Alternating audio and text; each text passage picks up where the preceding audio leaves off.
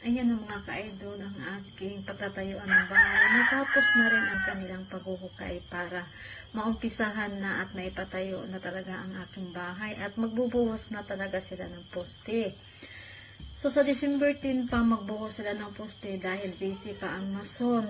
So ang sarap po talaga sa pakiramdam mga ka-idol. Yung mayroon kang nakikita sa pinagpaguran mo at hindi talaga maiwasan na gumastos tayo dahil bahay nga at hindi yan kubo.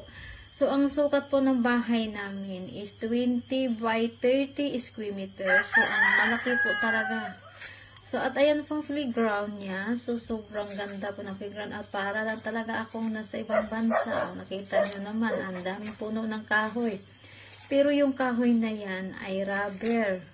Yung ginagawa ng guma. Kaya nga rubber kasi guma, o diba? So, ang sarap sa feeling na kahit napapagod ka sa abroad, at least nakikita mo yung mga pinagpaguran mo at nagpapasalamat lang din talaga ako sa mister ko dahil wala talaga siyang bisyo at nakapokus at nakatulong sa akin. Kaya hindi talaga nasasayang yung mga pera na pinadala ko sa kanya at minsan siya pa nagsasabi, huwag kang gastos ng gastos kasi